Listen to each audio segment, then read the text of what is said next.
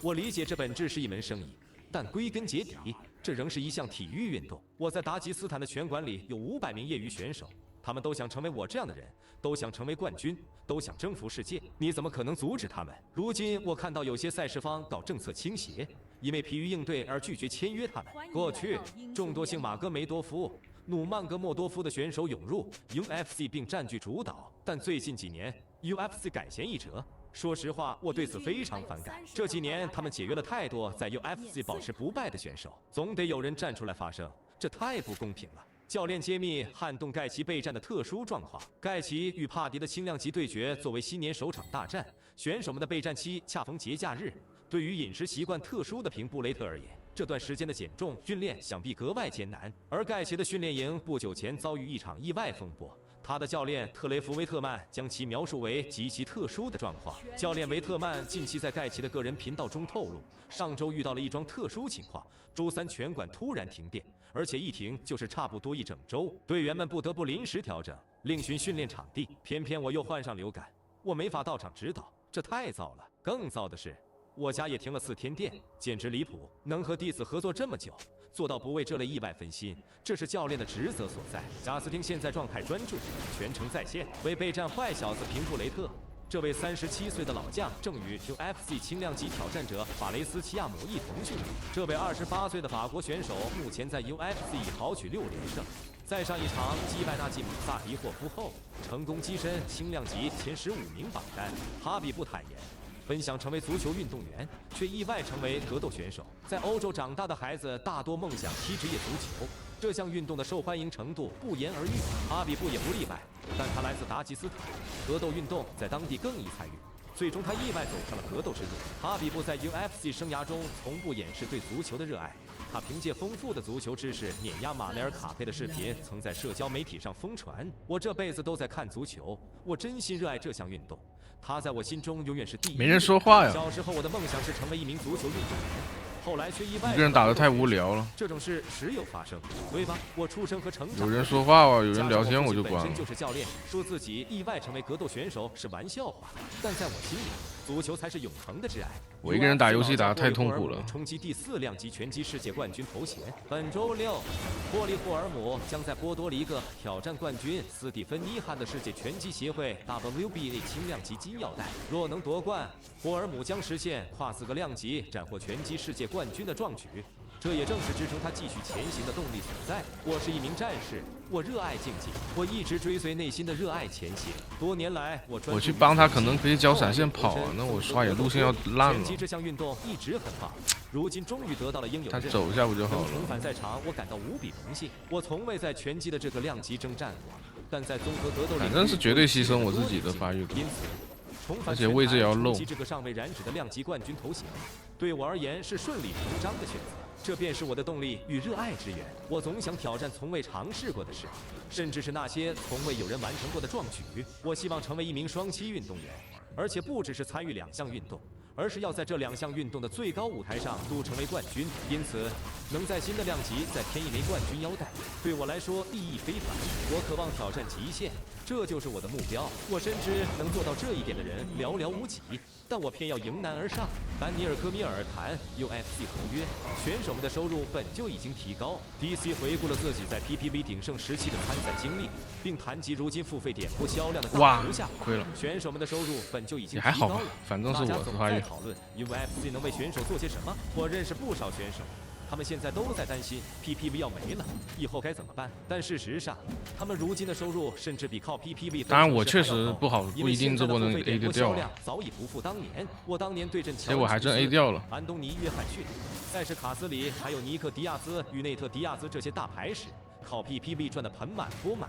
但现在早已不是那个年代了。如今，能卖出50万至60万份，就算是很不错的 PPV 成绩了。网上盗版流媒体泛滥，各种因素导致销量不尽如人意。我认识一些选手主动提出，既然 PPV 时代已经过去，能否重新协商合约条款 ？UFC 的回应是可以。现在他们拿到的都是保底收入。UFC 确实在这么做，从电场赛选手到头条主赛选手，所有人的待遇都会变好。他这个线没推过去，我没法卡视野进草丛，不然的话我这波会先去帮他的。那没办法了呀。确实是疏忽了狗头，难为了冰鸟啊！这不，他们换线。汤姆·阿斯皮纳尔确认将接受双眼手术。汤姆·阿斯皮纳尔就 UFC 321赛后眼部恢复情况向全迷发布重磅进展。这位 UFC 重量级冠军在10月的比赛中被希里尔·盖恩2次戳中眼睛，导致视力受损，最终首场卫冕战遗憾判定为无结果。时隔2月。这位人气极高的英国名将仍在承受此次严重违规的后续影响。周日，阿斯皮纳尔通过个人视频公布眼部伤情进展。这位32岁的冠军透露，双眼将分阶段接受手术治疗。这段视频发布时，我的一只眼睛大概率已经完成手术，另一场手术则安排在1月中旬。我们正全力推进康复，这就是当前的计划。迈克尔·佩奇困惑 UFC 不让自己打次中量级。佩奇透露。UFC 一直驳回他重返次中量级的申请，只愿为他安排中量级对决。佩奇在瞎聊侃大山播客节目中说道：“我本就可以跨2个量级参赛，但我明确表态想打次中量级。之前临时接了一场对沙拉子弹的中量级比赛，我没意见。打完后我就说好了，该给我安排一场次中量级。应该是满技能的。得到的回复却是没人有空。那我说行，再给我一场中量级吧。”他们就又安排了一场中量级，没问题。接着我又提安排一场次中量级，还是没人有空。怎么可能没人有空？他们回复我的原话就是这么说的。我说那就打他吧。前阵子刚打完一场比赛，好几位次中量级选手出战，其中一位还以经验没眼。我马上给佩他是扫描。这对手太适合我在伦敦主场打了。他们却说哦，我们这波要抓不到有点伤了，上半野区已经刷新了。我都待命好几个月了，你们不给我安排比赛，反倒对他早有规划，这里面肯定有鬼。丹尼尔·科米尔表示，悔恨当年对战琼斯，自己丢掉了极致专注。身为 UFC 双料前冠军的科米尔，近日谈起职业生涯的一大憾事。哇！这场心情便是与琼斯的2番战。科米尔坦言，那场比赛自己彻底偏离了取胜的赛场心态，最终亲手葬送了胜机。要说职业生涯最遗憾的一场比赛。就是2番战对阵乔。妈的，那我有点亏了。那场比赛我状态拉满，赛前备战到位，比赛开打后我的节奏也极好。他先是一记扫附踢击中我，又扛住了，心里想着没事，继续打。紧接着他想抡起高扫踢砸我的头部，我也精准躲开。哇，这波蹲的有点久了。就是在那一刻，我感觉自己占尽上风，整个人飘了起来，专注力彻底涣散。我开始变得自负，对着他喷垃圾话，各种挑衅，这些举动。从来都不是我的风格，我能走到冠军的位置。他一直在往草丛靠，他想把我勾出来。但是他是没有眼的，他是扫描，他视野还没出来，所以这草丛是没眼的。眼里只有对手，只有胜负。我就硬蹲了，没办法，事已至此。不过这波没有被反野区是最爽的，他们上路被打得太残了，他不敢反我野区。亏的不多，他反了我野区，这波就吃亏了。绝不会有一丝一毫的走神。前 UFC 名将嘲讽乔罗根。称15战全胜的达科塔迪切娃为美女，罗根解释称，狗头没大这波，对面辅助来了，那得让的呀。而且武器马上会过来支援的。他叫啥来着？达科塔迪切娃。现在你看我们过去是3打3，是2打2，但马上武器就过来了，还是打不了。而且狗头这波没大。颜值出众，打起比赛却毫不留情，把对手打得落花流水。他虐起这些对手来毫不手软，太狠了！你看他那记肌腹西撞，简直无解。他身材好，颜值高，要是在夜店碰到他，你只会觉得这姑娘身材真好，说不定是练健身的。可真要是上了赛场，他能把你打得找不着北。PFL 官方转发了这段播客片段，并称赞这位 UFC 解说员眼光毒辣、懂行。前 UFC 选手贝克罗林斯随即在评论区开队，怒斥罗根将这位世界顶尖女子选手简化为美女的说法。这位绰号狂野的选手模仿罗根的句式，把性别反转来讽刺其言论的荒谬。你见过那位超帅的帅哥吗？他专打男选手，长得简直帅炸天。子弹沙拉布丁发布会怒对萨鲁基安。本周二，2位 UFC 选手将在亚美尼亚埃里温的狂热格斗联盟 HypeFC 登上摔跤垫，以185磅中量级角逐冠军头衔。赛前发布会与最终对视环节上，主要是没人发弹幕啊。一把游戏打完4、5条弹幕，哎，我不想，太无聊了。网上流出一段视频，萨鲁基安在视频中称马格梅多夫不敢飞来与自己进行摔跤对决。面对这番言论，马格梅多夫当场飞机，我已经到了。落地后直奔赛场。我看到你在网上对我大放厥词，这根本不符合你的身份。你开始搞人身攻击，却还在谈勇气与体育精神。我的成长经历和你完全不同，对恐惧的理解也天差地别。当年为了凑钱买训练手套，我这个爸爸说个不停，一条弹幕都没有。哎呀，别动不动就说我胆小。像你这样的人，换作是在我身边，早就报警了。卢克洛克霍尔德认为。太没意思了。伍德利早已没了当年的竞技状态与幼稚。泰伦·伍德利那我也不说话了，我自己也听视频吧。安德森·席尔瓦的拳击赛中，以技术性击倒告负。就开直播就是想跟大家聊天的。一跌至0胜3负。而在此之前，又没人说话。在综合格斗赛场亦遭遇4连败，曾夺得 UFC 与打击力量赛事中量级双冠的洛克霍尔德指引。如今的伍德利只是在走个过场。洛克霍尔德在接受降服电台采访时表示，结果和我预想的一模一样。伍德利已经不是来真打了，他在场上完全不在状态。我和他关系依旧不错，但说实话，他现在就是在敷衍比赛。你得清醒地看清对手。我一个人打游戏太痛苦了，太反感了，根本做不到这一点。自2018年9月降服达伦提尔，第4次成功卫冕 UFC 4中量级冠军以来，伍德利在格斗领域便再无胜绩。沙拉布丁认为萨鲁基安拿不到挑战权，是因为粉丝群体不如盖西和帕迪。没错。我完全明白为何萨鲁基安没能拿到挑战权。UFC 刚与派拉蒙达成新的赞助与转播合作，因此需要吸引西方观众的全民。盖奇是经验丰富的老将，履历出众，而且是美国人，拥有庞大的粉丝群体，深受拳迷喜爱。据我所知，廷布莱克是英国人，我没看过他的比赛，但他的人气极高，所以这场对决确实颇具看点。萨鲁基安曾有过机会。但他错失良机，我被套点了。无疑是个残酷的玩笑。UFC 解约拳手惨遭 KO， 全迷集体呼吁白大拿签下胜者。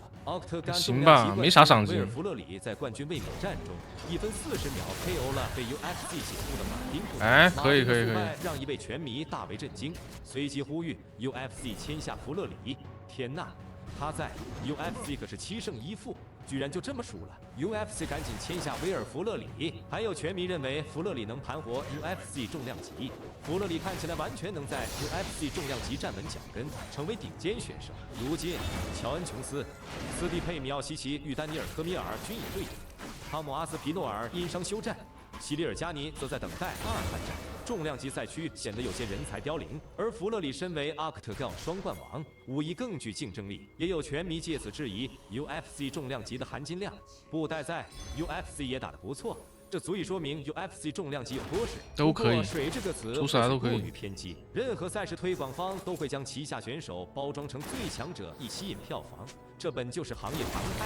还有拳迷附和道：“那就签下对手吧。”弗勒里的状态打重量级完全够用。主教练透露，潘多哈复出的脚步或许比所有人预想的都要快。潘多哈的主教练马克斯·达马卡透露，医学影像检查结果显示，潘多哈的肘部无骨折伤情，也未出现严重的韧带损伤。这次的重磅好消息就是，医学检查结果明确显示，他的肘部完全没有骨折，也没有发现任何严重的韧带损伤。这辅助真是挑，他的复出前景一片光明。这你空了。复出时间目前还无法确定，因为他还需要接受大量的物理治疗，才能重新活动受伤的手臂。只有手臂恢复活动能力后，他才能这个打断有点烦，他控制有点多。轻度训练后，再逐步过渡到高强度集训，直到这个阶段，我们才能精准敲定他重返赛场，夺回金腰带的还打不过吗？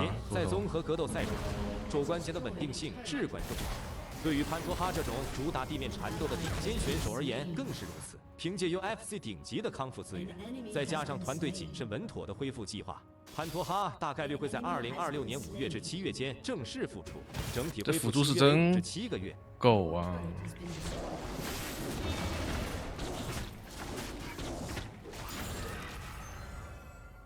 出锋刃吧。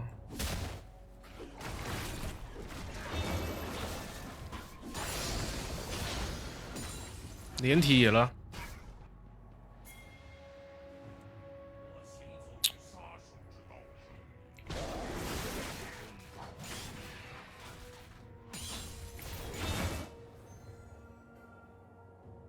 王菲呢？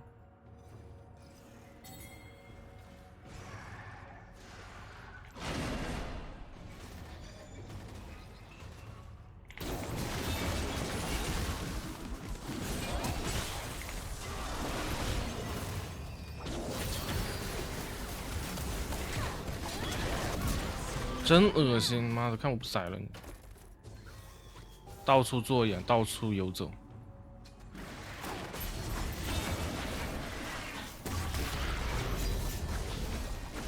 没啥不买把武器杀，武器现在不肉，后面肉起来就不好杀了。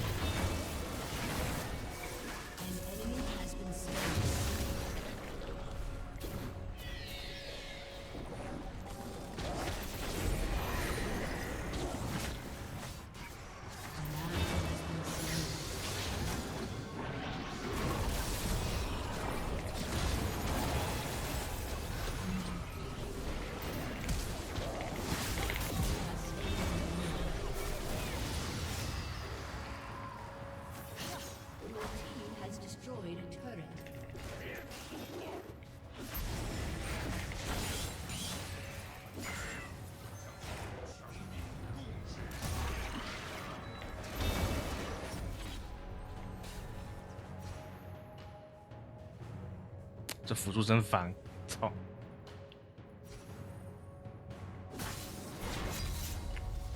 而且他们控制还多啊！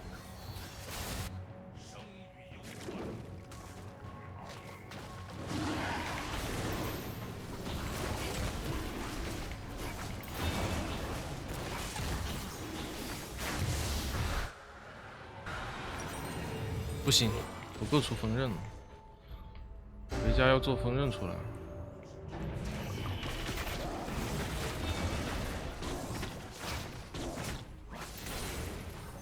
哇 ，AD 没线吃了。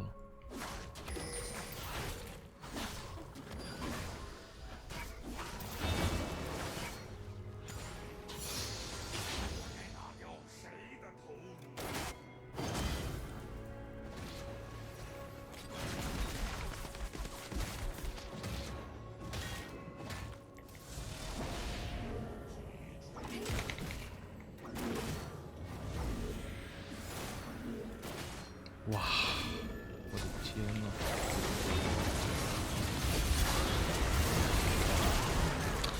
哇，这是人吗？马哈切夫回应托普里亚威胁哈比布，他肯定是有什么不满。你给他 Q 啊！觉得托普里亚的言论有失尊重时，马哈切夫回应道：“不好说，但我们能感觉到他对我们怀有某种敌意。但我相信我们能解决，要么在赛前通过某种方式化解，要么留到日后再算。他现在正处于休整期，或许将来我们可以在八角笼里两断，拭目以待。截至目前。”马哈切夫与托普里亚均未敲定各自第2冠的首场卫冕战。马哈切夫因档期问题放弃了1月UFC 324的参赛计划，而托普里亚则因处理个人事务暂别赛场。在两人正式交锋，无论是否为官方赛事之前，这位次重量级冠军只能猜测托普里亚对他的敌意究竟有多深。马哈切夫补充道：“他肯定是有什么不满。”我们得弄清楚到底是什么事。迭戈·洛佩斯揭秘自己拥有钢体下巴的秘诀。据洛佩斯本人透露，自己这份顶级的扛击打能力，根源要追溯到他与阿莱桑德罗·科斯塔的早年岁月。科斯塔是他相伴多年的资深陪练搭档，彼时两人都还处在职业生涯的起步阶段。那时的他们既没有如今完善的训练体系，也缺乏大赛经验。来自巴西马瑙斯的2人，在日常训练里向来是实打实的全力对轰，奉行着5分钟血战、拳拳到肉、不伤交型的硬核训练风格。也正是这段经历，你的光辉能不能跟我呀？我哪都去不了啊！打下了根基。你想知道我为什么有这么硬的下巴吗？当年这家伙阿莱桑德罗·科斯塔没人陪练，你也怪耍我们俩就只能对着练。那时候我们还不算职业选手，一无所有。身无长物，训练时我们就定个30秒倒计时，谁先顶不住，谁先退缩，谁就输了。我们俩就像开了狂暴模式一样，毫无技巧可言，纯粹就是抡拳硬拼，重拳互轰。迪斯愿意跟乔恩·琼斯来一场摔跤比赛，纯正美式自由摔跤联盟 （WEB） 由 WWE 传奇巨星胡克·霍根在离世前创立。该联盟成立后迅速崛起，成了一众 UFC 老将续写职业生涯的绝佳舞台。就在上周。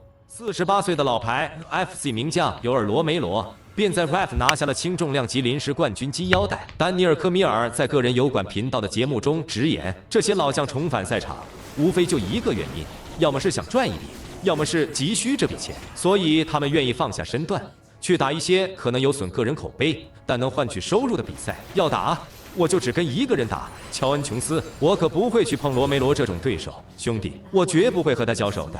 他的状态依旧顶尖，甚至可以说强得离谱。我只想和琼斯来一场对决，哪怕只是撑完回合，能赢下他就行。早在今年年初，科米尔就曾重提与琼斯对决的想法。甚至提议将赛场设在自己的家乡。家人的见证下，琼斯随即在社媒上强硬回击，直言科米尔这辈子都摆脱不掉自己的阴影。我不花1分钱就住在他的脑子里。沙拉马戈梅多夫放话，想制服海盗可没那么容易。萨鲁基安将于12月30日对阵职业战绩16胜1负的 UFC 中量级选手马戈梅多夫。这场对决将作为狂热格斗冠军赛 HypeFC 的头条主赛。在轻量级挑战者萨鲁基安的祖国亚美尼亚举办。尽管子弹马戈梅多夫在综合格斗领域比萨鲁基安高出2个量级，但多数人认为他可能拥有的体型优势不足以抗衡萨鲁基安更胜一筹的缠斗技术。然而，马戈梅多夫已警告对手切勿轻敌，阿尔曼想赢可没那么容易。阿尔曼过往的表现与胜绩在这场比赛中帮不了他，想把海盗淹死或绞杀没那么简单。阿尔曼人气正盛，名气响亮，在全球拥有大量粉丝。这场比赛对我而言只有好处，我可以借此打磨摔跤技术。我喊他来了，他不来呀！达斯汀·雅各比预借3连胜冲击冠军挑战权。2014年。佩雷拉曾 KO 如今的轻重量级挑战者达斯汀·雅各比。时隔11年，这位绰号汉亚克的选手正剑指佩雷拉手中的冠军金腰带。此前，雅各比状态低迷，在对阵多米尼克·雷耶斯、哈利·勒朗特里等排名选手的比赛中遭遇1胜5负的颓势，但他近期强势反弹，连续残暴。KO 维托尔·佩特里诺与布鲁诺·洛佩斯。2026年2月1日，他将在 UFC 325对阵吉米·克克。若能实现3连胜，终结对手。这位美国选手认为自己将跻身冠军挑战权的讨论行列，而该行列中亦有多位选手曾与佩雷拉交手。雅各比在综合格斗狂人电台节目中表示，要是能在 UFC 325打出一场精彩 KO。要求挑战冠军，难道很离谱吗？现在冠军战的潜在对手基本都已亮相，不少对决大家都看过了。我觉得只要实现3连胜 KO， 就完全有资格挑战冠军。请给我一次机会。当初对阵多米尼克·雷耶斯时，我确实搞砸了，那场失利对我打击很大。说实话，当时我并没有完全专注于比赛。现在我必须挺身而出，弥补过去的遗憾。队友还不会继续 KO 对手。拿下胜利，还不会跟着我，努力重返顶级行列。达伦提尔痛踢保罗·科斯塔退出 UFC 326赛事。科斯塔原定于3月7日在拉斯维加斯的 T-Mobile 体育馆出战中量级对决，对手是布鲁诺·费雷拉。这位绰号橡皮擦的选手因为公开原因退出了本场比赛。蒂尔曾挑战过 UFC 次中量级冠军金腰带，也曾征战中量级。在科斯塔再次退赛后，他用一连串尖锐言辞对其进行了批判。这家伙就是个被禁药撑起来的自大小丑，根本不尊重这项运动。科斯塔越拖后面越玩不了，专心搞你那套见不得光的禁药把戏就好，毕竟这是你唯一拿得出手的东西。你简直是个蠢货、废物、无赖，退了吧！求你了，兄弟，你他妈菜到家了！我觉得你可能是 UFC 史上最烂的选手，就连你的冠军挑战战都比我的还丢人。这话我说出来都觉得够狠了。康纳·麦格雷戈将投身2500万美元非 UFC 项目，麦格雷戈将重返荧幕，但这次他的身份不是选手，而是主持人。贝尔德曼确认，他们已与基斯弗莱制作公司达成协议，推出一档纪实系列节目。聚焦参与世界最强格斗的锦标赛的选手，最终冠军将斩获2500万美元奖金。菲尔德曼通过 BKFC 官方渠道表示，我们将在全球范围内选拔，只为决出谁能加冕世界最强格斗者的称号。这档纪实节目将全程追踪选手们的征程，康纳·麦格雷戈将担任主持人，这会是一档精彩绝伦的节目。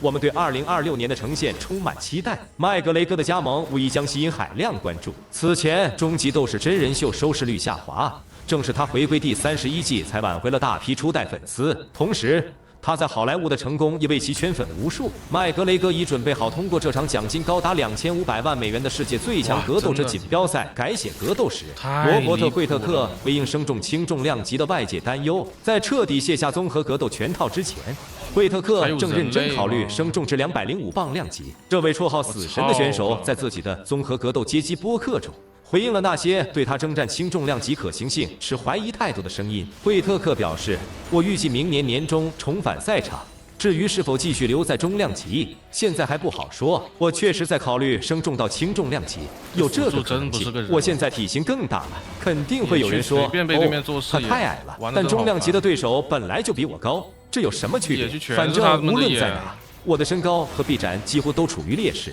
惠特克目前正遭遇2连败。先是在首回合被齐马耶夫降服，随后又以分歧判定负于赖尼尔德里德。他上一场胜利还要追溯到2024年6月，当时他在首回合 KO 伊克拉姆阿利舍罗夫，轻重量级豪强林立。这些对手将检验惠特克能否在体型处于劣势的情况下完成适应。正如他在播客中所说，他在中量级就常因臂展不足而吃亏，因此他认为即便升入轻重量级，情况也不会变得更糟。截至目前，惠特克尚未确定下一场比赛将征战哪个量级。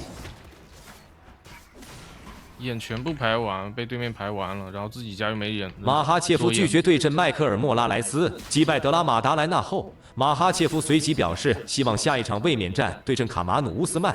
这一表态引发广泛争议。尽管乌斯曼被公认为史上最伟大的次中量级选手之一，但他近4场比赛仅1胜3负，唯一胜场的对手是目前排名第10的华金巴克利。绝大多数拳迷认为，当前最具挑战资格的次中量级选手当属迈克尔莫拉莱斯。这位厄瓜多尔新星在赢 FC 322 7K 肖恩布雷迪后，职业生涯战绩保持19战全胜的不败金身，眼看就要拿到冠军挑战权。然而马哈切夫透露，他已拒绝在1月与莫拉莱斯进行卫冕战。我还不确定下一场比赛的具体时间，但他们曾在12月联系我，提议在1月安排一场比赛。1月参赛根本不现实，我之前已经集训了3个月，现在才通知我打1月的比赛，时间太赶了。我需要提前进入训练营备战，所以我明确拒绝了1月的比赛。我肯定会在斋月之后再打，大概在4、5、6月。如果 UFC 愿意等，把比赛安排在白宫赛事，我可以等；如果不等，我也可以提前出战。他们没说对手是谁，但我猜应该是莫拉莱斯。汤姆·阿斯皮纳尔谈自己的退休计划。现年32岁的阿斯皮纳尔正值职业生涯巅峰，按重量级选手的常态，他若愿意，完全可以再打10年以上，但他却打算比琼斯还早2年左右结束职业生涯。近期，阿斯皮纳尔在视频中带英国网红安格里金吉体验综合格斗训练时，曝光了这一出人意料的退役计划。阿斯皮纳尔说道：“有些重量级选手能打到40岁出头，但我不想那样。首先，只要我还能赢，身体健康安全，我就想继续打下去。能享受比赛的乐趣也至关重要。这毕竟是一项高危运动，我现在依然热爱这项运动。我觉得，当你不再热爱它时，就不该再坚持下去了。我希望能在35岁左右退役，最多打到36岁吧。具体时间还不好说，但我现在确实还很享受比赛。”罗根钦点中量级弗朗西斯纳干诺阿特巴戈蒂耶为综合格斗未来之星。阿特巴戈蒂耶是今年 UFC 赛场上最炙手可热的新星之一。2024年，他通过白大拿挑战者系列赛斩获合同，自此在8小龙内开启了不败征程。这位来自喀麦隆的选手与前 UFC 重量级冠军弗朗西斯纳干诺是同乡，凭借出众的体型、恐怖的重拳、残暴的终结能力，他被广泛视作中量级版本的纳甘诺。这位23岁的小将在今年以3度9回合终结对手，3场 UFC 比赛的平均时长仅为2分08秒，统治力尽显。罗根早已注意到戈蒂耶的巨大潜力，他在近期的播客节目中直言，这位年轻人就是这项运动的未来。阿特巴戈蒂耶，这家伙来自喀麦隆，简直吓人到极点。他打185磅重量级，身高1.93米，身材宛如希腊神像，把所有对手都打得毫无还手之力。他的力量骇人，速度极快，技术精湛，几乎无可挑剔。这家伙太强了，而且爆发力十足。在同量级选手中，他的体型优势明显，打击技术更是顶尖水准。他就是未来，绝对的未来。麦格雷格暗示白宫大战对手已定。过去1年，麦格雷格做出了不小的改变，他一度注销社交账号，一心调整状态，为可能的复出做准备。如今37岁的他重返社交平台，宣布自己重拾信仰，并透露在创伤治疗中曾亲历死亡。此后，媒体镜头下的他显得沉稳了许多，这似乎也印证了他对重返 UFC 一事的认真态度。本周六早些时候，这位前双量级冠军在社交平台发布集锦视频，暗示将在白宫赛事中对阵老对手迈克尔·钱德勒，引爆全网热议。在近期接受采访时，麦格雷格表示，尽管与钱德勒的恩怨尚未了结，但他的复出之战对手可以是任何人。而在这场漫长的拉锯战中，钢铁麦克钱德勒始终坚信自己与这位爱尔兰巨星的对决很快就会上演。如今，这场万众瞩目的大战或许已近在咫尺。梅拉布德瓦利什维利成年度药检次数最多选手，2025年堪称梅拉布德瓦利什维利的秦王之年。尽管在年末压轴付费赛事中痛失冠军头衔，但这位格鲁吉亚选手全年在8角笼内出战4场，频率惊人，超高的参赛密度也让他以全年14次药检高居 UFC 年度药检榜榜首。紧随其后的是轻量级头号挑战者阿尔曼萨鲁基安。